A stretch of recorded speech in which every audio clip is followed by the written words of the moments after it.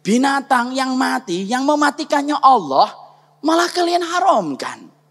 Tetapi binatang yang kalian sembelih dengan tangan kalian sendiri malah kemudian kalian halalkan. Ini cara beragama macam apa kalian?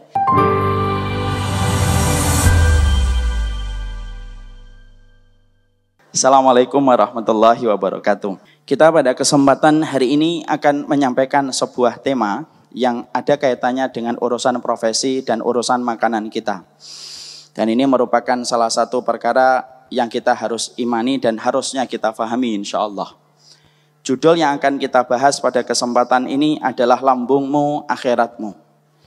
Karena sesungguhnya sadar ataupun tidak sadar, mengerti ataupun tidak mengerti, masalah makanan dan masalah profesi itu bukan masalah yang dianggap ringan dan bukan masalah yang boleh dipandang sebelah mata. Karena sesungguhnya kebaikan kita berbanding lurus dengan kebersihan apa yang kita suapkan kepada mulut kita. Dan ketakwaan kita itu didasarkan kepada kebersihan harta halal yang kita peroleh dan kita dapatkan. Dan inilah yang menjadikan kita memahami betul. Hari ini kita hidup pada zaman materialistik. Ketika semua orang itu mendapatkan iman begitu meranggas dan ketakwaan itu sudah menipis. Salah satu konsekuensi ketika kita hidup pada zaman materialistik adalah banyak orang yang sudah tidak peduli apa yang dia suapkan kepada mulutnya dan tidak peduli apa yang dia suapkan kepada mulut anaknya ketika dia bekerja. Kalaulah makanan basi kita enggan dan kita tidak sudi untuk menyuguhkan makanan itu kepada perut kita dan kepada lambung anak kita. Tapi ternyata iman ketika hilang, iman ketika ambiar. Maka yang menjadikan orang itu tidak peduli untuk makan yang halal ataupun haram. Makanya banyak orang yang sering berkata, yang haram aja susah, apalagi yang halal. Sehingga akhirnya orang membabi buta kalau mereka sudah jatuh cinta kepada dunia. Mereka tidak pernah peduli tentang makanan haram dan tidak pernah memperdulikan masalah profesi. Bangku kuliah dengan berbagai macam teori dipelajari sampai 4 tahun. Pagi sampai kemudian sore. Membicarakan hanya profit dan gaji serta profesi yang akan didapatkan di sebuah instansi dan kantor. 4 tahun orang belajar di mata kuliahnya dan universitasnya. Tidak ada yang membicarakan apa yang halal akan kita dapatkan ketika mereka belajar. Karena sesungguhnya pemahaman materialistik sudah betul-betul mendera kehidupan kita. Sampai akhirnya kita tidak tahu. Urusan lambung itu bukan urusan apa yang ada di dalam perut kita. Tanpa kita sadari urusan lambung kita itu berkaitan tentang urusan akhirat kita. Dan itulah yang kita sering tidak sadari dalam kehidupan ini. Makanya disinilah kita akhirnya memahami. Sesungguhnya orang-orang yang tidak beriman, syaitan dan iblis. Sesungguhnya mereka tidak memiliki agenda yang paling besar. Kecuali adalah agenda iblis itu setelah menjatuhkan kita supaya jatuh pada kesyirikan. Ternyata iblis dan orang-orang yang menjadi walinya iblis dan koloni-koloninya iblis. Ternyata perkara yang mereka selalu ributkan untuk mereka terapkan pada kehidupan seorang muslim itu ternyata tentang makanan haram. Karena sesungguhnya orang-orang yang tidak beriman kepada Allah, orang-orang yang ingin mengeruk keuntungan dari kehidupan kaum muslimin, mereka tahu kalau Islam itu sudah berdampingan mesra dengan makanan haram dan profesi yang halal, maka sesungguhnya kemenangan Islam itu pasti akan datang. Karena mereka mengimani juga. Di balik ketidakimanan mereka kepada Allah dan Rasulnya, mereka tahu betul bahwasanya kalau seorang muslim itu sudah memperhatikan makanan mereka, kalau seorang mukmin itu sudah memperhatikan bagaimana profesi mereka, mereka tahu segala macam makar dan segala macam konspirasi yang mereka miliki tidak akan pernah berjalan. Kalau setiap orang mukmin itu mulai memperhatikan apa profesinya dan apa makanan yang disuapkan kepada mulutnya. Makanya kalau kita merenungi, bacalah di awal-awal surat Al-Baqarah di dalam tafsirnya. Bagaimana kita menjumpai dosa yang pertama yang dilakukan oleh Adam dan Hawa bukanlah ketika Adam itu berzina. Dosa pertama yang dilakukan Nabi Adam ketika di surga bukanlah ketika dia KDRT dengan Hawa. Dosa pertama yang dilakukan oleh Nabi Adam ketika berada di surga bukanlah ketika dia sombong, ketika dia menjadi orang yang disujud oleh kemudian para malaikat. Tapi dosa pertama yang dilakukan oleh Nabi Adam dan Hawa kalau kita perhatikan di dalam awal-awal surat Al-Baqarah, dosa itu berkaitan tentang makanan ketika Allah memberikan kabar kepada Nabi Adam, wala taqraba hadhihi syajarah fatakuna minadh-dhalimin. Jangan kamu mendekati pohon ini, karena sesungguhnya kalau kamu mendekati pohon ini maka kalian itu akan menjadi orang yang zalim. Disitulah kita akhirnya faham, iblis mendengar ketika Allah mengharamkan satu pohon dan itu menjadi ujian bagi Nabi Adam ketika di surga. Iblis naik ke pintu surga untuk kemudian memberikan narasi, memberikan racun pemikiran bahwasanya pohon yang diharamkan oleh Allah itu akan memberikan keabadian. Dan ternyata disitulah kita akhirnya faham, diusirnya Nabi Adam dari surga bukan karena zina, diusirnya Nabi Adam dari surga bukan karena dia memukul Hawa, tetapi diusirnya Nabi Adam dari surga karena makan buah yang diharamkan oleh Allah. Bukan 1 kilo buah, bukan 2 kilo, bukan sampai kemudian Nabi Adam kekenyangan ketika makan buah itu dan sampai gelegean kata orang Jawa. Tapi sesungguhnya Nabi Adam itu hanya makan 1 gigitan tok dari buah yang diharamkan oleh Allah. 1 gigitan tok. Tapi sudah cukup bagi Allah untuk memberikan hukuman kepada Nabi Adam. Diturunkan Nabi Adam ke dunia, diturunkan Hawa. Dalam beberapa riwayat Israiliyat yang saya baca di dalam kitabnya Imam Ibnu Katsir Al-Bidayah wan Nihayah, makanan yang dimakan dan disuap oleh Nabi Adam baru sampai ke tenggorokan. Makanan yang disuap oleh Hawa sudah sampai ke dalam perutnya. Tapi cukup dengan 1 gigitan itu. Tidak sampai nambah, tidak sampai kekenyangan, tidak sampai minta minum ketika sudah makan buah. Tapi sudah cukup bagi Allah mengeluarkan Nabi Adam dari surga. Nabi Adam diturunkan di daratan Hindia. Hawa diturunkan di daerah Jeddah. Dipisahkan selama 200 tahun mereka terlunta-lunta dalam kesendirian setelah mereka memadu kasih di dalam surga. Dan akhirnya semua kenikmatan dan kemesraan itu hilang. Seiring dengan makanan haram yang mereka masukkan ke dalam perut mereka ketika mereka diharamkan dari buah yang Allah tetapkan menjadi ujian bagi Nabi Adam. Disitulah kita paham. Iblis dan koloninya itu kalau pengen merusak kita, pertama kali dirusak profesinya antum dan saya. Iblis itu kalau pengen merusak kita dan koloninya itu, maka sesungguhnya yang dirusak itu adalah makanan kita. Makanan kita kemudian diselipin dan disuapin dengan yang haram. Profesi kita dibuat bagaimana bersentuhan dengan sesuatu yang dibenci oleh Allah. Kenapa? Karena sesungguhnya mereka tahu berbanding lurus dengan makanan dan profesi yang haram, maka disitulah kita akan mendapati keburukan akan kita dapatkan seiring dengan makanan haram yang sampai ke dalam perut kita. Makanya dalam satu riwayat diterangkan, Rasulullah adalah orang yang paling peduli tentang makanan. Dan contoh terbaik bagaimana hati-hatinya Rasulullah ketika sudah memasukkan sesuatu ke dalam mulutnya. Bukan hanya kepada dirinya beliau, sampai kepada keturunannya pun beliau sangat perhatikan. Pernahkah kita membaca sebuah kisah dalam hadis? Rasulullah SAW sedang berada di rumahnya. Kemudian pintunya terbuka.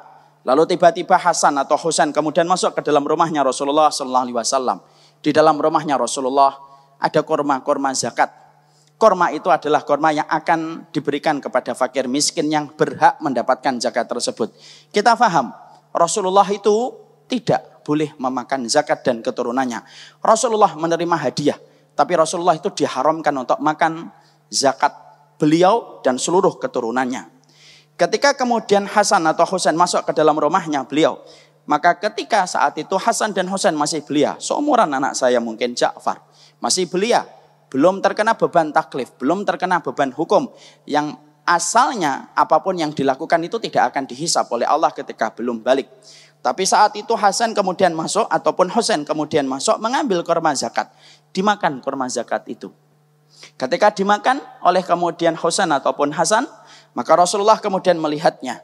Dan kemudian memperhatikan bahwasanya kurma yang diambil adalah Husain itu adalah kurma dari kurma zakat. Mungkin kalau kita akan berkata, enggak apa-apa, anak kecil, dimaafkan sama Allah. Tapi tidak terjadi bagi Rasulullah SAW. Rasulullah tahu kurma yang dimakan adalah kurma zakat. Haram untuk beliau dan keturunannya. Maka kemudian langsung Rasulullah kemudian menarik kemudian Husain. Menarik kemudian Husain. Lalu kemudian ditepuk-tepuk kemudian lehernya. Dirogoh-rogoh kemudian mulutnya. Supaya memuntahkan apa yang ada di dalam perutnya. Padahal kita tahu ya, Rasulullah itu paling sayang kepada Hasan dan Husain. Rasulullah itu pernah sujud. Kemudian dinaiki sama Hasan dan Husain. Sujudnya lama betul. Dan tidak bangkit dari sujudnya. Sampai para sahabat itu ketika sujud mikir, ini kok lama banget gitu. Sampai Abdullah bin Mas'ud itu pernah ngangkat sujudnya untuk memastikan apakah Rasulullah sudah bangkit dari sujud atau belum. Ketika mendapati Rasulullah masih sujud, sujud lagi. Karena ada Hasan dan Husain di atas punggungnya Rasulullah, saking sayangnya Rasulullah kepada Hasan dan Husain. Tapi ternyata sayangnya Nabi ketika mendapati Hasan dan Husain makan dari korban zakat, maka kemudian Rasulullah SAW begitu sangat khawatir. Lalu kemudian dipukul-pukul kembali itu kemudian lehernya, dirogoh-rogoh mulutnya, sampai akhirnya Husain memuntahkan kurma tersebut. Setelah memuntahkan kurma tersebut, barulah Rasulullah merasa lega. Para ulama ketika mengomentari hadis ini mereka berkata, kenapa Rasulullah sedemikian kuatnya ketika mendapati Husain memakan kurma zakat, kemudian ditepuk-tepuk kemudian lehernya, lalu kemudian dirogoh-rogoh mulutnya. Ternyata kita menjumpai Rasulullah melakukan itu karena Rasulullah tahu kalau kurma itu sampai masuk ke dalam perut, membentuk daging, mengalirkan darah, keburukan berjalan seiring dengan makanan haram yang sudah terbentuk di dalam tubuhnya Husain. Dan itu yang menjadikan akhirnya Rasulullah SAW kemudian tegas ketika mengeluarkan kurma dari mulutnya Husain. Di situ akhirnya kita juga paham itulah bagaimana kemudian makanan itu makanan yang masalah yang besar. Makanya kemudian iblis itu pertama kali menggelincirkan Adam dari makanan. Bahkan maaf, orang-orang musyrikun dulu pun ketika mereka ingin menggoda imannya para sahabat.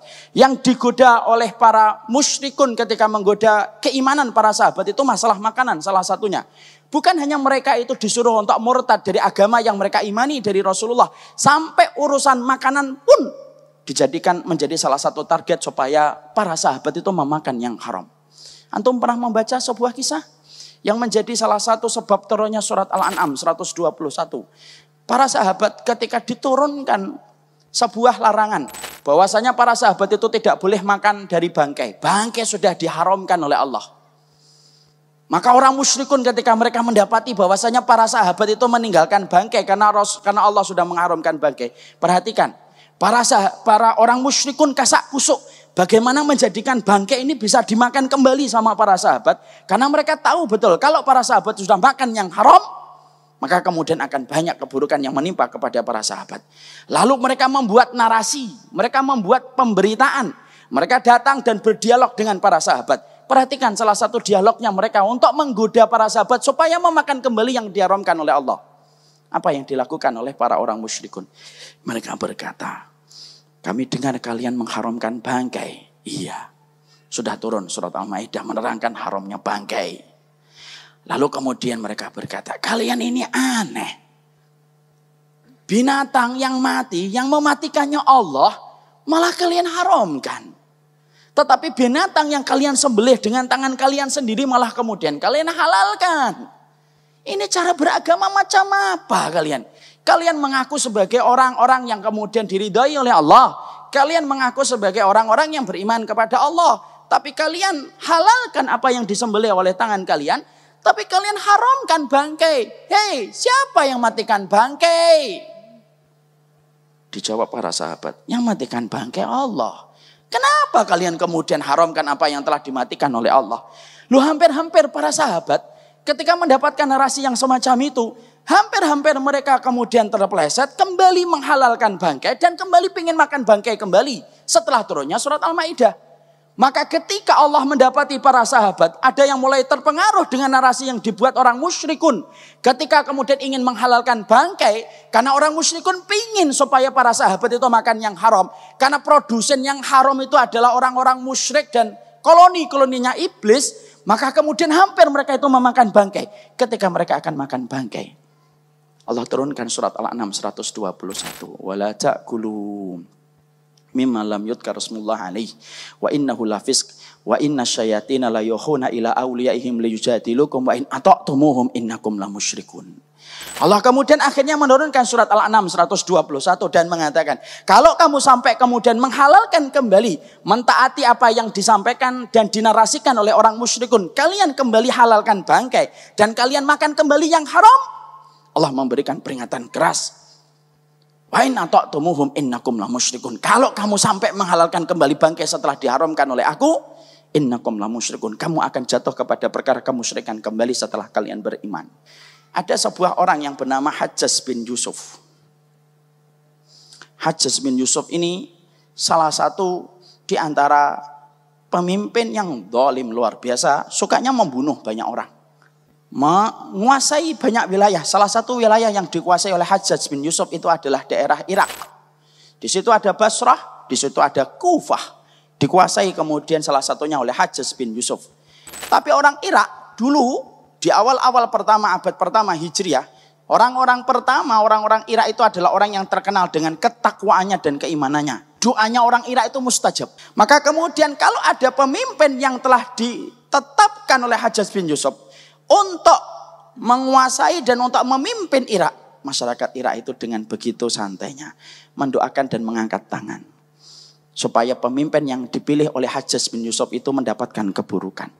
Dan doa mereka itu selalu dikabulkan oleh Allah. Pemimpin-pemimpin di Irak yang dipilih oleh Hajjaj bin Yusuf tidak pernah bertahan lama. Hajjaj bin Yusuf sempat stres, sempat frustasi. Ini gimana? Irak ini tidak bisa saya kendalikan. Irak ini gimana? Setiap ada pemimpin yang saya tugaskan di Irak, mereka tidak pernah bertahan lama. Hajjaj bin Yusuf setelah itu tiba-tiba memiliki satu pemikiran.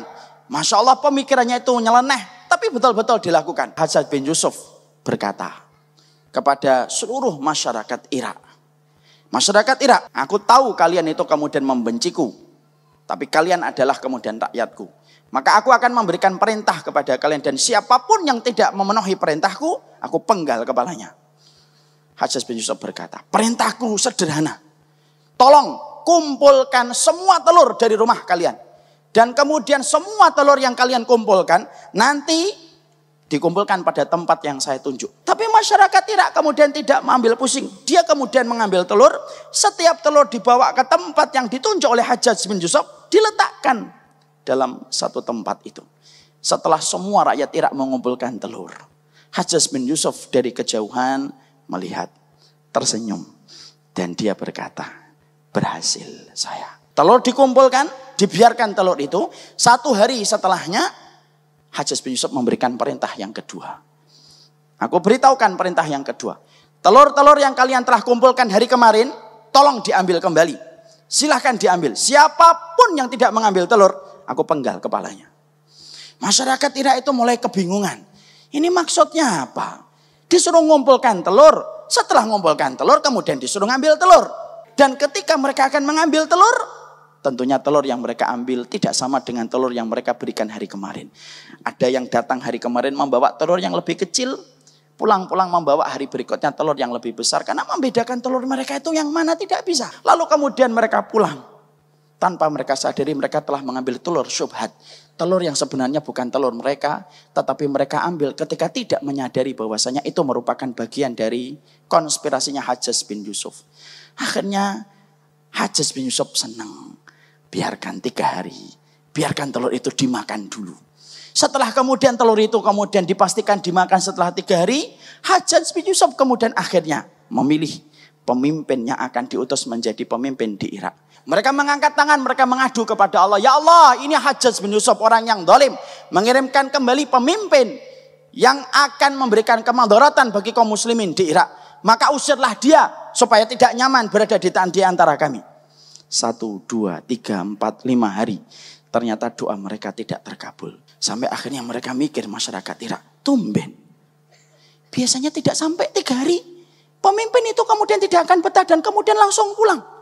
Tapi kenapa khusus untuk kali ini doa kami seakan-akan tidak kemudian dibalas oleh Allah. Seakan-akan pintu langit tertutup untuk doa kami. Ada apa ini? Apa yang kami lakukan sampai Allah tidak mendengar kembali rintihan kami ketika kami melaporkan pemimpin yang dipilih oleh Hajjaj bin Yusuf.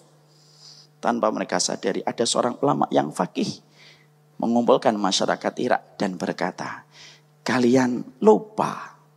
Kalian telah mengambil telur syubhat yang kalian serahkan hari sebelumnya, dan ketika kalian ambil hari setelahnya, telur itu sudah berbeda ukurannya dengan telur yang kalian miliki. Syubhatnya telur yang semacam itu yang menjadikan doa kalian tidak lagi didengar oleh Allah. Kalau urusan telur hanya beda ukuran. Ketika kemudian hari kemarin kita membawa telur yang gede, kemudian hari ini kita mengambil telur yang lebih kecil, padahal sama-sama telur. Bukan kemudian telur, kemudian datang berikutnya membawa ayam. Nah, itu beda. Makanya jangan-jangan hari ini kita sering merintih mendoakan saudara-saudara kita di Palestina. Saudara-saudara kita di Rohingya. Mendoakan kemenangan bagi kaum muslimin. Tapi kenapa doa-doa kita seakan-akan membentur pintu langit? Mungkin salah satunya bukan hanya telur syubhat yang sudah masuk ke dalam perut kita. Banyak makanan haram yang masuk ke perut saya. Perutnya antum, perutnya anti. Dan itulah yang menjadikan akhirnya semua permintaan kita tidak pernah didengarkan oleh Allah ketika kemudian kita makan dari yang haram. Disitulah kita akhirnya faham, ikhwan. Orang yang paling ingin, makhluk yang paling pingin kita itu makan yang haram itu ternyata siapa? Iblis. Makhluk yang pingin supaya profesi kita itu tersentuh riba, profesi kita tersentuh dengan yang haram, profesi kita tersentuh dengan sesuatu yang dimurkai dan dibenci oleh Allah itu siapa? Iblis. Dan orang-orang yang kemudian bersamanya. Dan itu yang akan menjadikan kita memahami. Luar biasa itu. Dan itu yang kita khawatirkan apabila kita tidak memperhatikan profesi dan makanan kita. Karena makanan itu menentukan banyak kebaikan dalam kehidupan kita. Karena sesungguhnya kehidupan kita ini banyak memiliki pipa. Ada pipa kita menuju kepada anak. Ada pipa kita untuk beribadah. Ada pipa kita untuk kemudian dalam urusan-urusan kehidupan kita. Ada pipa kita bersama istri. Itu pipanya banyak. Tapi kalaulah kehidupan kita diilustrasikan kita memiliki pipa. Dan banyak pipa dalam kehidupan kita. Ternyata kalau kita perhatikan salah satu pipa yang paling gede dalam kehidupan kita itu adalah pipa yang bernama profesi dan makanan halal. Karena kalau kemudian kita bisa ibaratkan, kalau pipa kita yang gede ini dalam kondisi bersih, dalam kondisi kemudian tidak tersumbat dengan kotoran apapun, semua aliran kepada pipa kehidupan kita itu akan menjadi baik. Selama pipa profesi dan makanan halal kita bersih. Tapi kalau kemudian pipa yang paling besar yang berkaitan tentang profesi dan berkaitan tentang makanan kita itu kotor, berkarat, maka itu akan menyebabkan pipa-pipa yang tersambung dalam kehidupan kita itu menjadi kotor dan menjadi ternoda. Kenapa? Karena pipa besarnya sudah ternoda. Makanya maaf ya, kehidupan kita ini Masya Allah sangat tergantung dengan makanan. Makanya sampai kita menjumpai para ulama hadis itu sampai mengatakan kepada kita, hadis Rasulullah itu jumlahnya ratusan ribu. Bahkan maaf, kalau kita boleh mengacu kepada hafalannya Imam Ahmad. Imam Ahmad disebut dengan Imam Ahlussunnah wal Jamaah. Hafalannya berapa? 1 juta hadis. Beda dikit dengan antum. Kalau antum 1, tidak ada jutanya. Itu pun innamal a'malu binniyat. Dia tidak bisa melanjutkan. Dan kita sedang menertawakan diri kita masing-masing. Itu kita. Imam Ahmad itu 1 juta hadis dihafalkan. Masya Allah. Itu 1 juta hadis. Belum lagi Imam Syafi'i. Imam Syafi'i itu jagonya menghafal. Makanya sampai Imam Syafi'i terkenal betul dari kecil tuh penghafalannya luar biasa. Imam Syafi'i itu kalau sudah menghafal, itu sampai tulisan di sebelahnya itu ditutup. Kenapa? Kelirik dikit hafal. Kalau kita kelirik sampai lirik betul-betul, enggak apal-apal. Itu kita. Itu Imam Syafi'i. Nah, kita kembali. Tinggalkanlah betapa merananya kita kalau sudah berada di hadis. Maka semua hadis Rasulullah itu kalau boleh kita katakan itu ada 1 juta hadis. Kemudian kita bertanya intinya itu yang mana? Karena segala sesuatu pasti ada intinya.